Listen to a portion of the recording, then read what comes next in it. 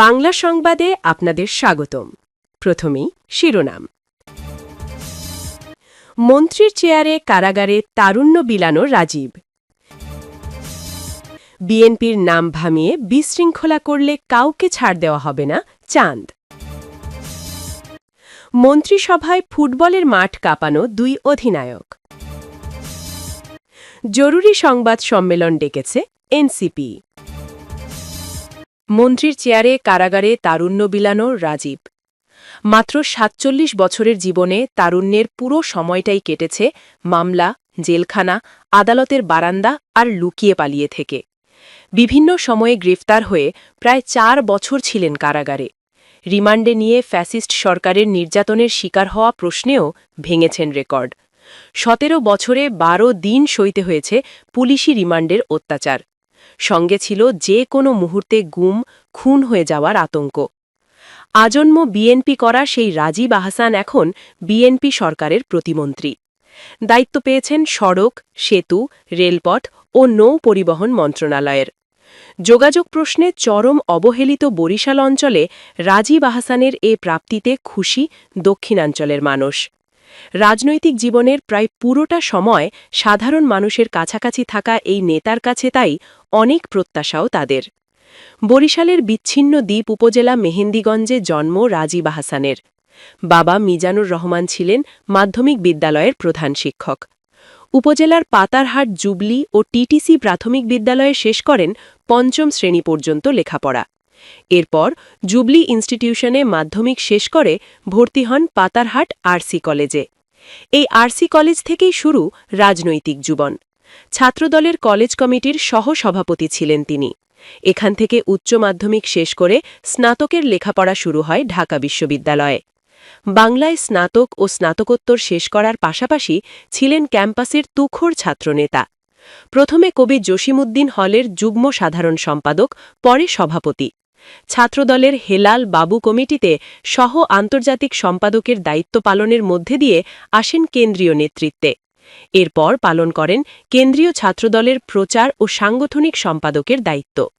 ২০১৫ সালে ছাত্রদলের কেন্দ্রীয় সভাপতি করা হয় তাকে। সফলভাবে দায়িত্ব পালনের পর পান স্বেচ্ছাসেবক দলের কেন্দ্রীয় সাধারণ সম্পাদকের দায়িত্ব। বর্তমানে এ দায়িত্বেই আছেন তিনি। দেশের যে কয়েকজন রাজনৈতিক নেতা আওয়ামী শাসনামলে সবচেয়ে বেশি অত্যাচার নির্যাতনের শিকার হয়েছেন তার মধ্যে অন্যতম রাজীব। ১৭ বছরের ফ্যাসিস্ট আমলে ১৩০টিরও বেশি মামলা হয়েছে তার বিরুদ্ধে। প্রায় প্রতিদিনই বাসায় চলত পুলিশের হানা। ২ বোন আর মাকে নিয়ে থাকা রাজীবের ছোট্ট পরিবারকে নিয়মিত হেনস্থা করত আইন শৃঙ্খলা রক্ষাকারী বাহিনী। একমাত্র ছোট ভাইয়ের জন্য যেমন সারাক্ষণই আতঙ্কে থাকত ২ বোন, তেমনি ছেলের যেন কিছু না হয় সেই মোনাজাতে জায়নামাজে কাটত বৃদ্ধা মায়ের দিনরাত। বিভিন্ন সময়ে গ্রেফতার হয়ে প্রায় ৪ বছর জেলে থেকেছেন রাজীব। জেলে থাকার এই সময়ে চলত রিমান্ডে নিয়ে অত্যাচার।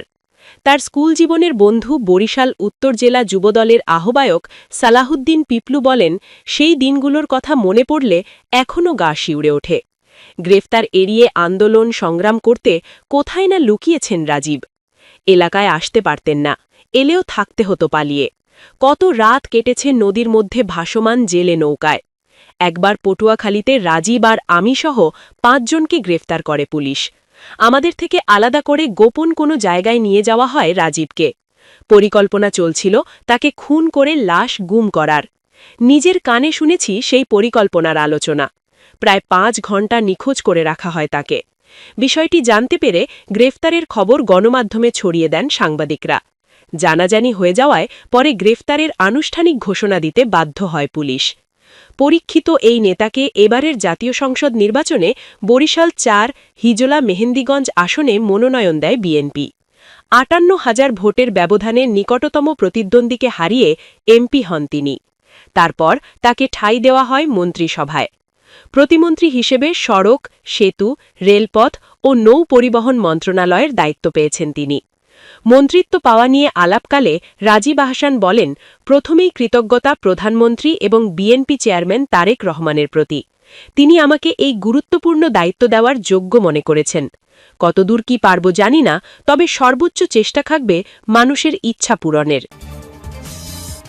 বিএনপির নাম ভাঙিয়ে বিশৃঙ্খলা করলে কাউকে ছাড় দেওয়া হবে না চাঁদ। রাজশাহী ৬ চারঘাট বাঘা আসনের সংসদ সদস্য বিএনপি নেতা আবু সাইদ চাঁদ নেতাকর্মীদের উদ্দেশ্যে বলেছেন, কেউ দলের নাম ভাঙিয়ে কোনো ধরনের বিশৃঙ্খলার চেষ্টা করলে কাউকে বরদাস্ত করা হবে না। বুধবার ১৮ ফেব্রুয়ারি বিকালে নিজ বাসভবনে চারঘাট উপজেলা বিএনপি নেতাকর্মীর সঙ্গে মতবিনিময় সভায় তিনি একথা বলেন। চাঁদ বলেন, আমি চাই চারঘাট বাঘাকে শান্তির উপজেলা বানাতে, তাই দলের নাম ভাঙিয়ে যারা অন্যায় করবে তাদের চিহ্নিত করে কঠোর ব্যবস্থা নেওয়া হবে। মাদকপ্রবণ এলাকা চিহ্নিত করে ব্যবস্থা নেওয়া হবে। বিএনপিতে সন্ত্রাস চাঁদাবাজদের ঠাঁই হবে না। উপজেলা বিএনপির সভাপতি সাবেক মেয়র জাকিরুল ইসলাম বিকুলের সভাপতিত্বে অনুষ্ঠিত মতবিনিময় সভায় আরও উপস্থিত ছিলেন উপজেলা বিএনপির যুগ্ম সম্পাদক শাহিনুর রহমান, সাংগঠনিক সম্পাদক হাসান মাসুদ রানা, জেলা যুবদলের যুগ্ম সম্পাদক সাব্বির হোসেন মুকুট, পৌর বিএনপির সভাপতি আব্দুল মোমিন, সাধারণ সম্পাদক নজমুল হক, সাংগঠনিক সম্পাদক মাহাবুর রহমান, যুগ্ম সম্পাদক আব্দুস সালেক আদিল প্রমুখ। মন্ত্রিসভায় ফুটবলের মাঠ কাঁপানো দুই অধিনায়ক, দ্বীপ জেলা ভোলার সন্তান ও ফুটবলের জাতীয় দলের সাবেক দুই অধিনায়ক এবার বিএনপি সরকারে মন্ত্রিত্ব পেয়েছেন। তারা হলেন মহান মুক্তিযুদ্ধের বীর সেনা ও বিএনপির স্থায়ী কমিটির সদস্য মেজর অবসর হাফিজ উদ্দিন আহমেদ বীর বিক্রম। তিনি মুক্তিযুদ্ধ বিষয়ক মন্ত্রণালয়ের মন্ত্রী হিসেবে দায়িত্ব পেয়েছেন। অপরজন হলেন যুব ও ক্রীড়া প্রতিমন্ত্রী মোহাম্মদ আমিনুল হক, টেকনোক্র্যাট।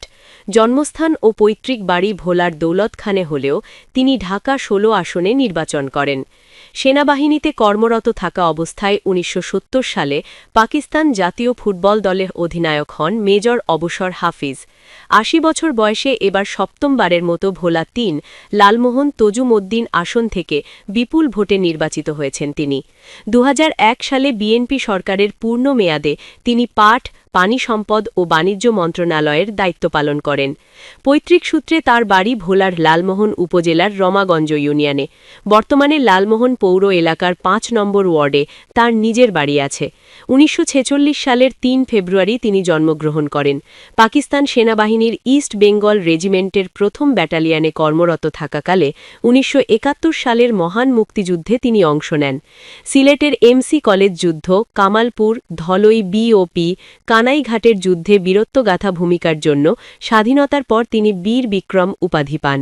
সেনাবাহিনীতে থাকাকালে ১৯৬৭ থেকে ১৯৭০ সাল পর্যন্ত পাকিস্তান জাতীয় ফুটবল দলের খেলোয়াড় ও অধিনায়ক ছিলেন।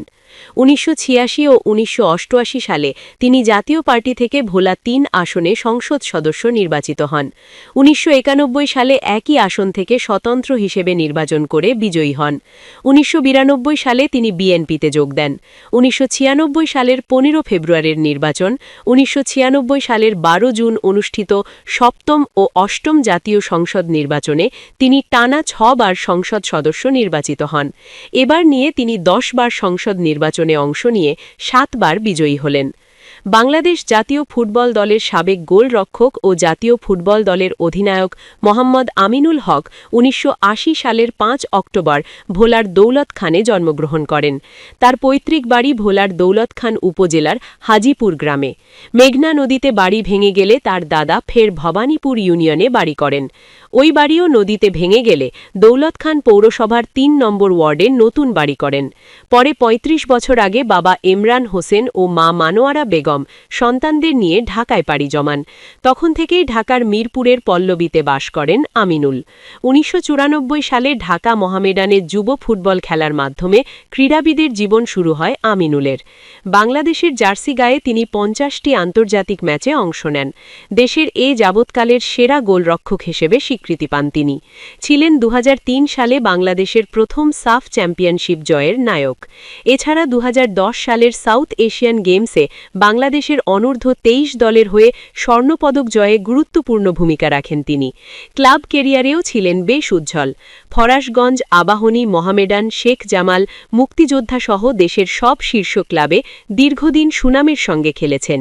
ছিলেন ঘরোয়া ফুটবলের সর্বোচ্চ পারিশ্রমিক পাওয়া ফুটবলার।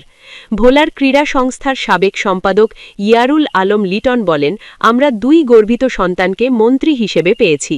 দৌলত খান বিএনপির সাধারণ সম্পাদক গোলাম আজম পলিন বলেন, জরুরি সংবাদ সম্মেলন ডেকেছে এনসিপি। এতে দেশের সমসাময়িক বিষয়ে নিজেদের অবস্থান তুলে ধরবে দলটি। বৃহস্পতিবার ১৯ ফেব্রুয়ারি দুপুর ২টায় রাজধানীর বাংলা মোটরে দলটির অস্থায়ী কেন্দ্রীয় কার্যালয়ে এই সংবাদ সম্মেলন অনুষ্ঠিত হবে। এর আগে বুধবার ১৮ ফেব্রুয়ারি দিবাগত মধ্যরাতে দলের কেন্দ্রীয় নির্বাচন পরিচালনা কমিটির মিডিয়া সেক্রেটারি ইয়াসির আরাফাত এক বার্তায় এই তথ্য নিশ্চিত করেন। সংবাদ সম্মেলনে দলের আহ্বায়ক নাহিদ ইসলাম এবং মুখপাত্র আসিফ মাহমুদ সজীব ভূঁইয়া প্রমুখ উপস্থিত থাকবেন বলে জানা গেছে।